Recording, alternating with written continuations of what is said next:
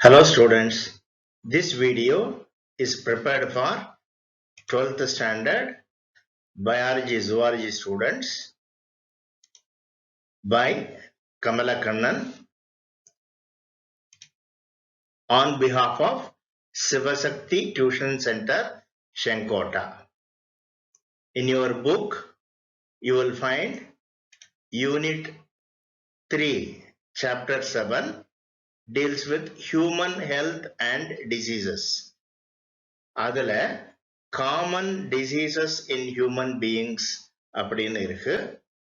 அதுலயும் ஸ்பெசிஃபிக்கா bacterial diseases பத்தி இந்த வீடியோல நாம டிஸ்கஸ் பண்ண போறோம்.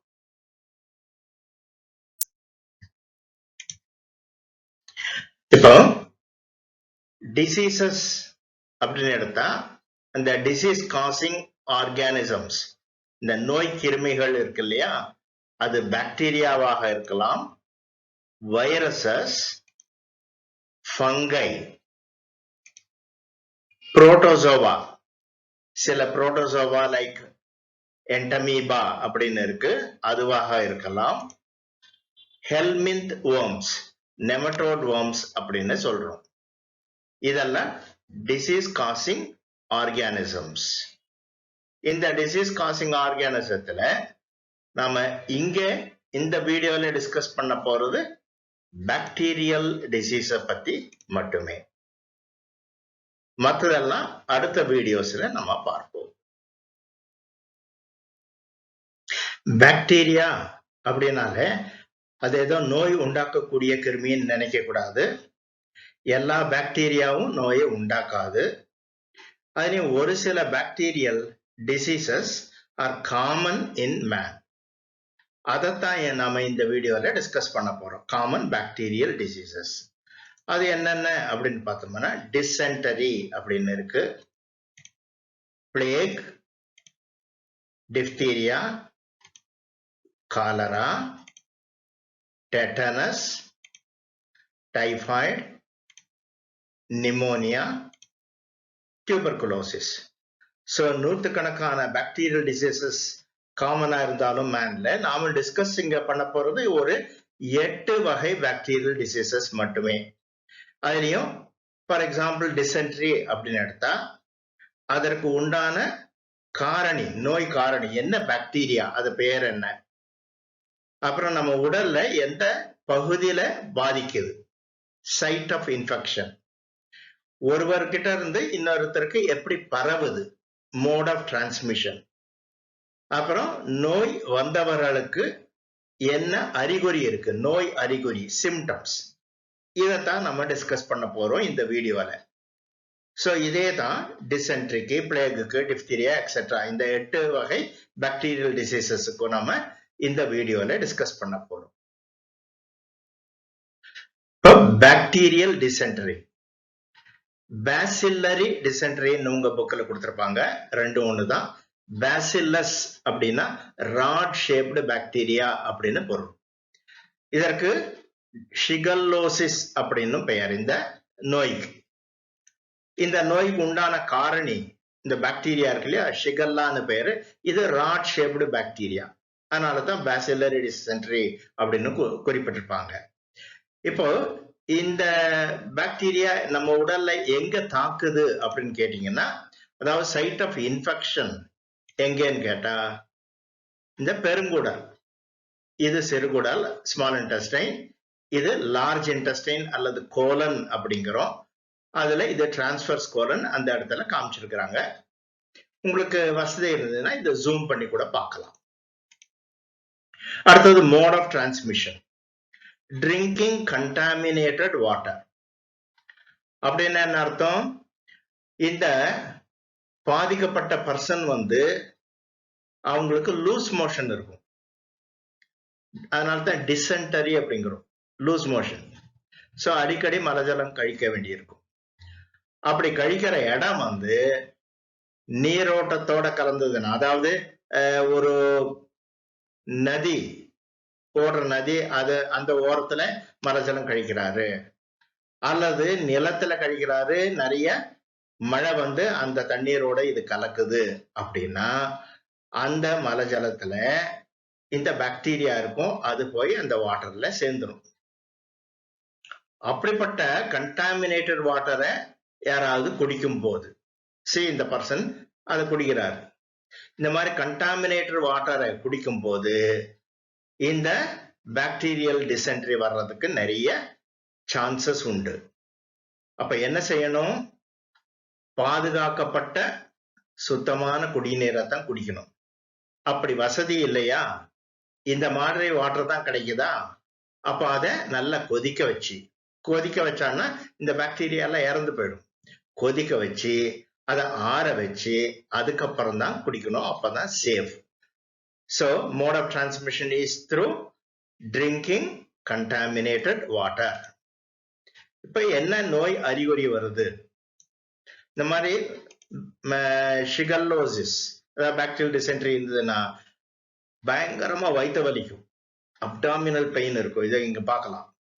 blood in stools, ஸ்டூல்ஸ்னா மலம், அந்த மலத்தோட ரத்தமும் சேர்ந்து போகும், அதுல பாக்டீரியாவும் இருக்கும்.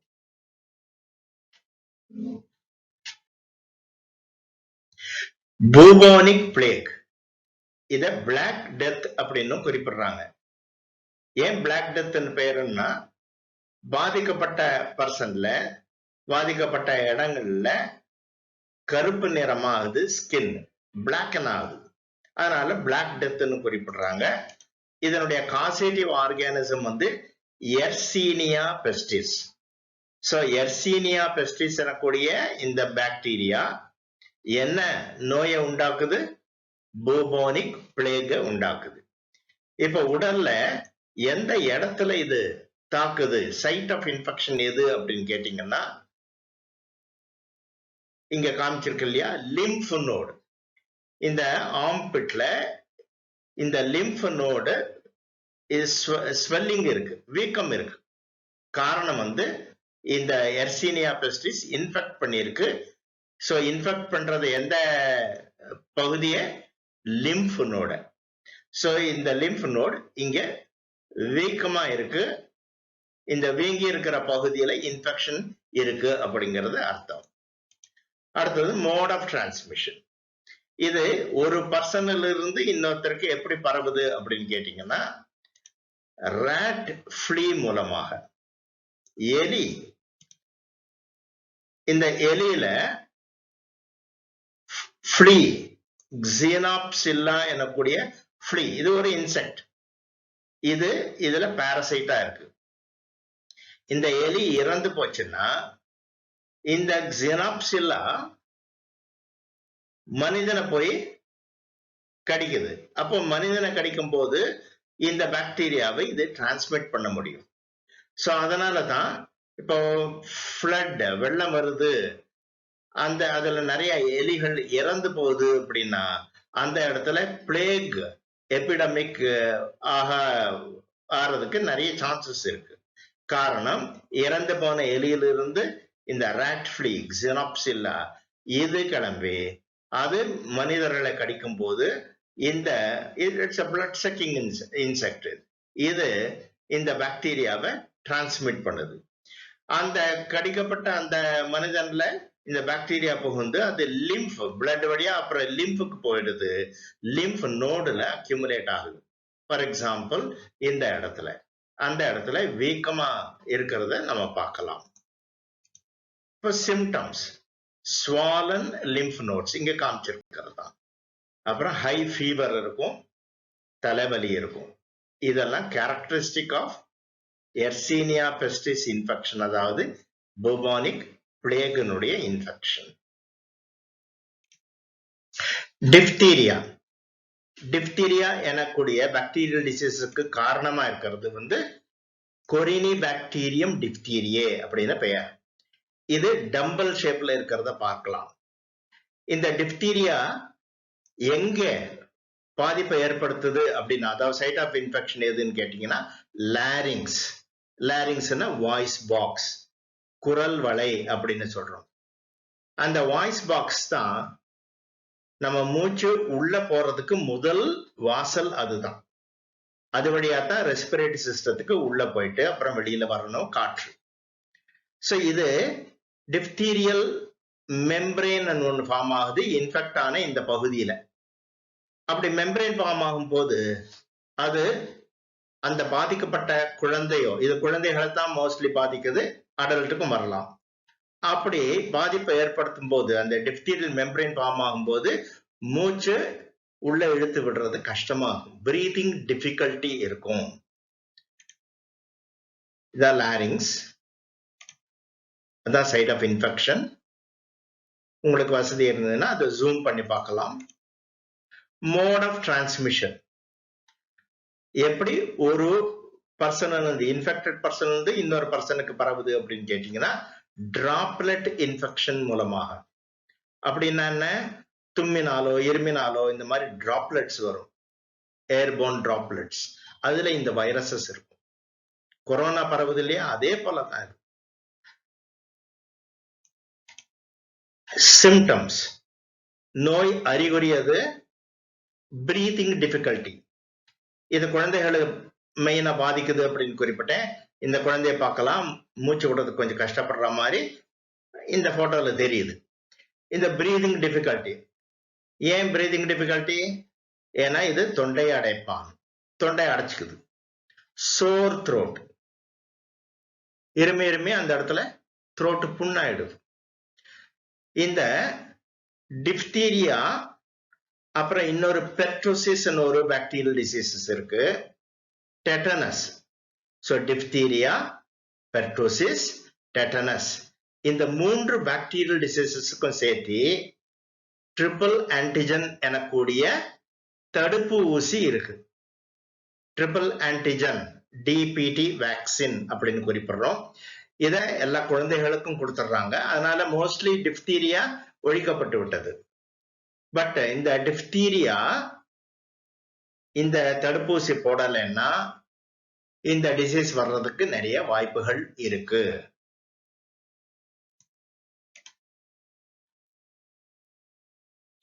அடுத்தது காலரா.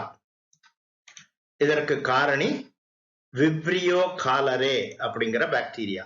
விப்ரியோ காலரே இந்த மாதிரி ராட் ஷேப்ல இருக்கும். இதுக்கு சிங்கிள் ஃபிளஜெல்லம் இருக்கிறத பார்க்கலாம். சிங்கிள் ஃபிளஜெல்லம், அதான் கேரக்டரிஸ்டிக் ஆஃப் விப்ரியோ காலரே. இது சைட் ஆஃப் இன்ஃபெக்ஷன் நம்ம உடல்ல எந்த இடத்த பாதிக்குது அப்படின்னு கேட்டீங்கன்னா ஸ்மால் இன்டெஸ்டைன், சிறுகுடலை பாதிக்குது. இந்த பாதிக்கப்பட்ட இடத்த இது பெரிது பண்ணி காமிச்சிருக்கு, பாக்டீரியா உள்ள இருக்கிறத காமிச்சிருக்கு. So site of infection is small intestine. எப்படி பரவுது, ஒருத்தர்கிட்ட இருந்து இன்னொருத்தருக்கு எப்படி பரவுது, மோட் ஆஃப் டிரான்ஸ்மிஷன் அப்படின்னு கேட்டீங்கன்னா கண்டாமினேட்டட் ஃபுட் அண்ட் வாட்டர். இப்ப ஏற்கனவே நான் சொன்ன மாதிரி காலரால பயங்கரமா தண்ணியா மோஷன் போகும், வாட்டரி டயாரியா என்று குறிப்பிடுறோம். அந்த மோஷன்ல, அதாவது மலத்துல இந்த பாக்டீரியா நிறைய இருக்கும். அது தண்ணீரோட கலந்தாலோ அல்லது நிலத்துல இருந்து அது ஈ மூலமாக தின்பண்டங்களுக்கு போய் சேர்ந்தாலும், இப்ப ஈ அது மேல உட்காருதுன்னு வச்சுக்கோங்க, அது இந்த ஈயனுடைய காலில் இந்த பாக்டீரியா ஒட்டிக்கும். அது போய் ஒரு தின்பண்டத்துல ஓப்பனா வச்சிருக்கிற இந்த தின்பண்டத்து மேல உட்கார்ந்ததுன்னா அந்த பாக்டீரியா இந்த தின்பண்டங்கள்ல ஒட்டிக்கும். அந்த தின்பண்டங்களை சாப்பிடும் போது அந்த பர்சனுக்கு காலரா வரக்கூடிய சான்சஸ் நிறைய இருக்கு. சோ மோட் ஆஃப் டிரான்ஸ்மிஷன் எதுன்னு கேட்டா ஃபிளைஸ்ன்னு எழுதக்கூடாது. மோட் ஆஃப் டிரான்ஸ்மிஷன் கேட்டா கண்டாமினேட்டட் ஃபுட் அண்ட் வாட்டர் அப்படின்னு எழுதணும். சோ அதனால தான் நல்ல கொதிக்க வச்சு ஆற வச்சு அல்லது பாதுகாக்கப்பட்ட குடிநீரை குடிக்கணும். ரெண்டாவது, ஓப்பனா வச்சிருக்கிற இந்த தின்பண்டங்களை சாப்பிடக்கூடாது. முக்கியமா ஈ மொய்ச்ச பண்டங்களை கண்டிப்பா சாப்பிடக்கூடாது. அப்படி சாப்பிட்டா காலரா வரக்கூடிய வாய்ப்புகள் மிக மிக அதிகம். இப்ப சிம்டம்ஸ், நோய் அறிகுறி என்ன? சிவியர் டயாரியான்னு சொன்னேன். அதாவது மோஷன் வந்து தண்ணி மாறி போகும், அடிக்கடி போகும். அப்ப தண்ணி மாறி போறதுனால பாடியில இருக்கக்கூடிய வாட்டர் நிறைய போயிடுது. அதை டீஹைட்ரேஷனுங்கிறோம். டீஹைட்ரேஷன்னா loss of water from the body. அந்த வாட்டரோட சேர்ந்து மினரல்ஸும் போயிடுறதுனால ஒரு மாதிரி டயர்டா ஆயிடுவாங்க எல்லாம். அந்த இன்ஃபெக்டட் பர்சன் வந்து ஓஞ்சு போயிடும்.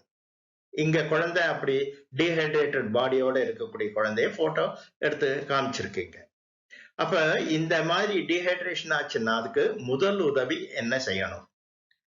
காலரா பாதிக்கப்பட்ட பர்சனுக்கு நல்லா கொதிக்க வச்சு ஆற வச்ச ஒரு டம்ளர் தண்ணீர்ல ஒரு ஸ்பூன் உப்பு, ஒரு ஸ்பூன் சர்க்கரை கலக்கி கொஞ்சம் கொஞ்சமா ஸ்பூன்ல எடுத்து வாயில கொடுக்கணும். அப்படி கொடுத்துட்டே வரும்போது ரேபிட் ரெக்கவரி இருக்கும். ஏன்னா வாட்டர் அண்ட் மினரல்ஸ் உடல்ல போய் சேருது. பட் அது வெறும் முதலுதவி தான். அதுவே இந்த காலராவை குணப்படுத்தாது. அதற்குன்னு டாக்டர் கிட்ட போனா டாக்டர் வந்து அதற்குரிய ஆன்டிபயோட்டிக் மருந்துகளை கொடுப்பாங்க. அப்பதான் குணமாகும்.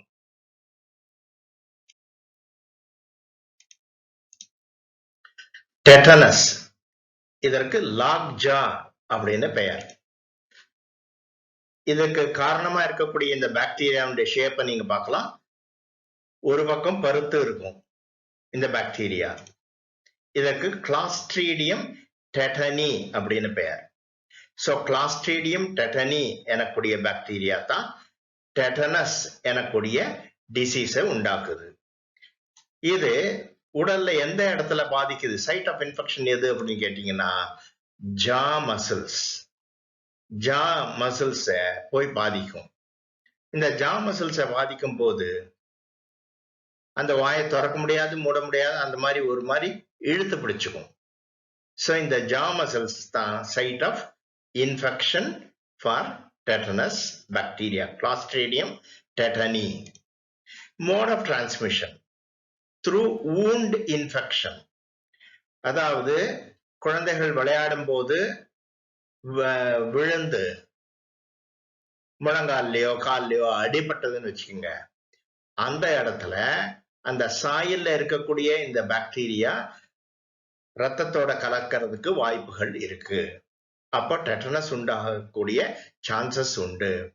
அதே மாதிரி ஒரு பர்சன் வந்து இந்த மாதிரி ஆணி மேல கால் வச்சுட்டாருன்னு வச்சுக்கோங்க. ஆணி குத்தி இருக்கு பாருங்க. அப்பவும் இந்த துருப்பிடிச்ச ஆணி, கண்டாமினேட்டட் சாயில், அப்புறம் இந்த துருப்பிடிச்ச தகரங்கள், இதெல்லாம் இந்த பாக்டீரியாவை கொண்டு இருக்கும். அப்ப அந்த பாக்டீரியா உள்ள நுழையிறதுக்கு வாய்ப்புகள் அதிகம். அதனாலதான் இந்த மாதிரி மெஸ்ட் ஒரு துருப்பிடிச்ச ஆணியோ இதுவோ குத்திச்சுன்னா உடனே டாக்டர் என்ன சொல்லுவாங்க, ஒரு டிடி போட்டுருங்க அப்படிம்பாங்க. டிடி அப்படின்னா டெட்டனஸ் டாக்ஸாய்டு எனக்கூடிய ஒரு தடுப்பூசி. இன்ஃபேக்ட் குழந்தைகளுக்கு டிபிடி எனக்கூடிய ட்ரிபிள் ஆன்டிஜன் ஒரு தடுப்பூசியை போடுவாங்க. டிப்தீரியான்னு முதல்ல டிஸ்கஸ் பண்ணோம் இல்லையா, அந்த டிப்தீரியா, அப்புறம் பெர்டூசிஸ் எனக்கூடிய ஒரு பாக்டீரியல் டிசீஸ், இந்த டெட்டனஸ், இந்த மூன்றையும் தடுக்கக்கூடிய தடுப்பூசி, இந்த முத்தடுப்பு ஊசி ட்ரிபிள் ஆன்டிஜன் எனக்கூடிய இந்த முத்தடுப்பு ஊசிய ஒவ்வொரு குழந்தைகளுக்கும் கொடுத்துட்றாங்க.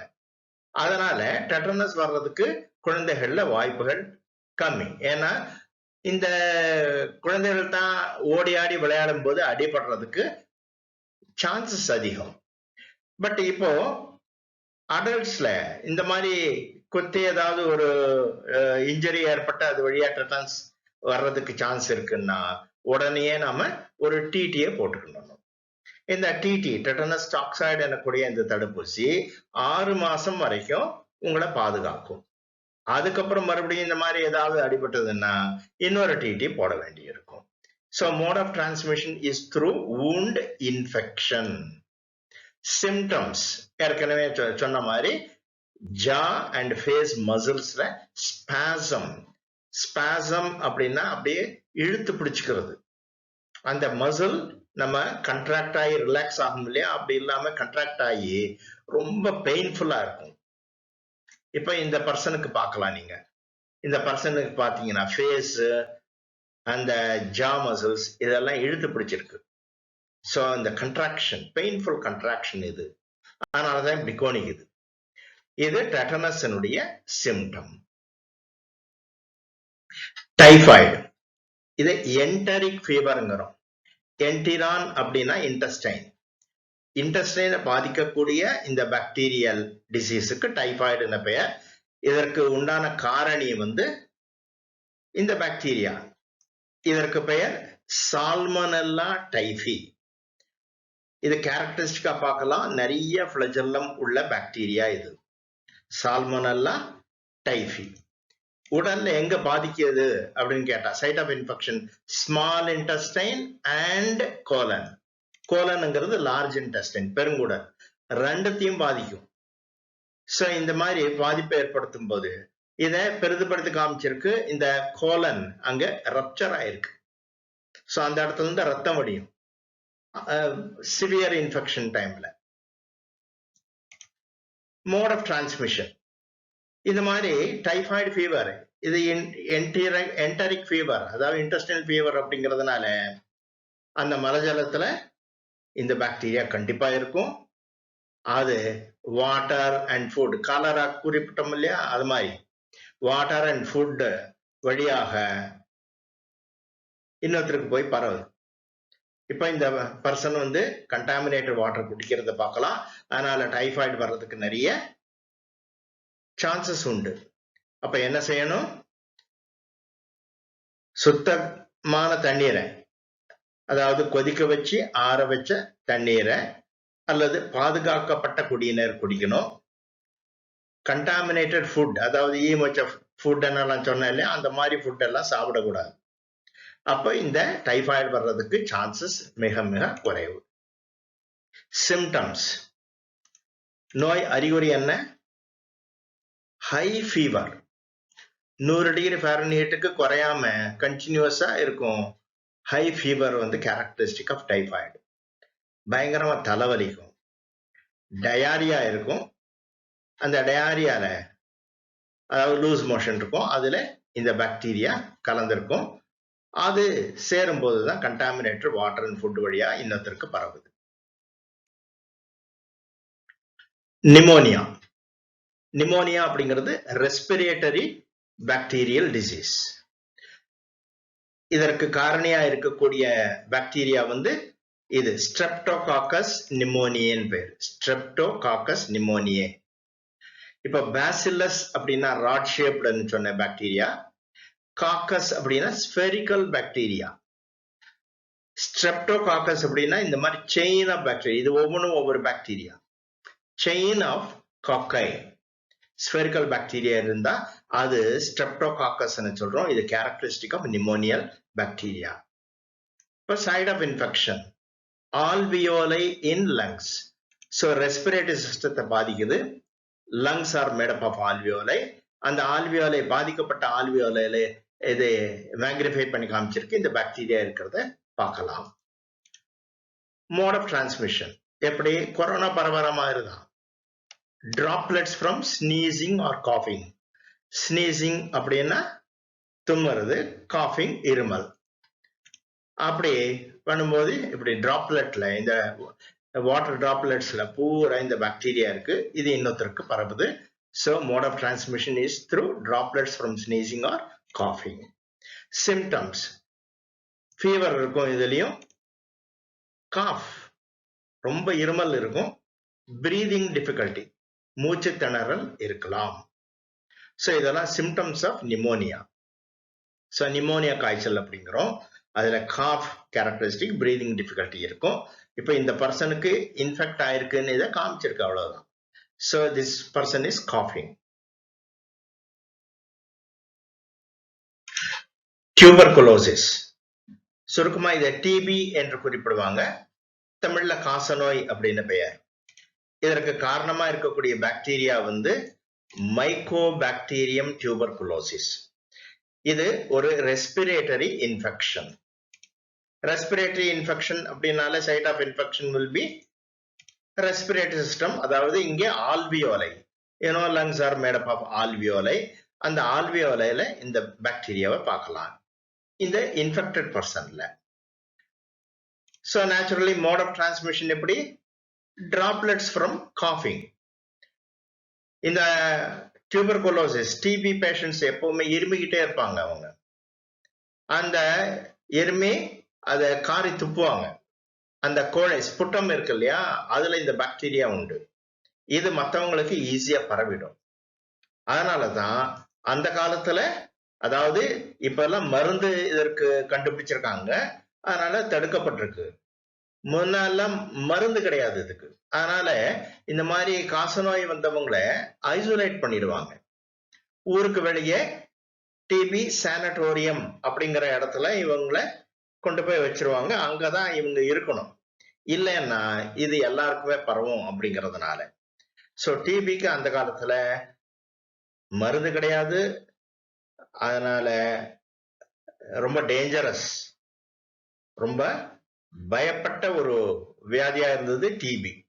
ஆனா இப்ப எல்லாம் இதுக்கு மருந்து இருக்கு. மோரோவர் இந்த டிபி வந்த முதல் ஸ்டேஜ்லயே கண்டுபிடிச்சிடலாம். அதுக்கு பிரைமரி காம்ப்ளெக்ஸ் அப்படின்னு பெயர். அந்த டைம்லயே கண்டுபிடிச்சிட்டோம்னா ஈஸியா ட்ரீட்மெண்ட் கொடுத்துடலாம். அதனால இந்த டியூபர்குலோசிஸ் ரொம்ப குறைஞ்சு போயிருக்கு இந்த காலத்துல. ஸோ மோட் ஆஃப் டிரான்ஸ்மிஷன் வந்து டிராப்லெட்ஸ் ஃப்ரம் காஃபிங், இங்க காமிச்சிருக்கிற மாதிரி.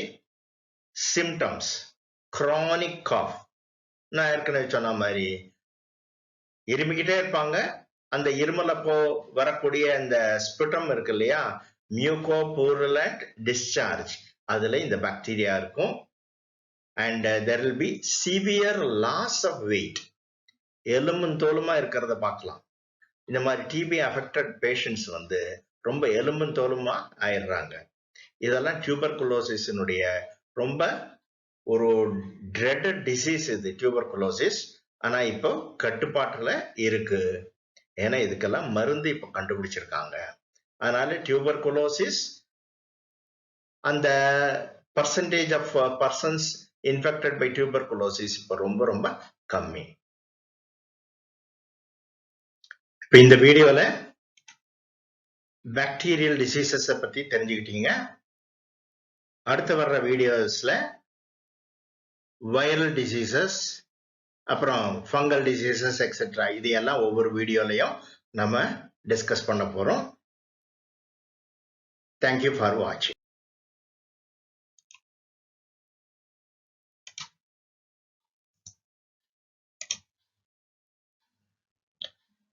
Sivasakthi Tuition Center, Shenkota. So please subscribe to our channel. Our channel is Sivasakthi Annamalai. யூடியூப்ல போய் சிவசக்தி அண்ணாமலை அப்படின்னு டைப் பண்ணீங்கன்னா உங்களுக்கு நாங்க போட்ட வீடியோஸ் பூரா கிடைக்கும். Please subscribe. உங்களுக்கு இந்த வீடியோ பிடிச்சிருந்ததுன்னா லைக் பண்ணுங்க. கமெண்ட்ஸ் இருந்ததுன்னா கமெண்ட்ஸ் பகுதியில நீங்க தாராளமா உங்களுடைய டவுட்ஸ் இருந்ததுன்னா, அல்லது நல்லா இருக்கு, அல்லது இன்னும் இம்ப்ரூவ் பண்ணணும் அப்படின்னா எந்த கமெண்ட்ஸ் வேணா நீங்க கொடுக்கலாம்.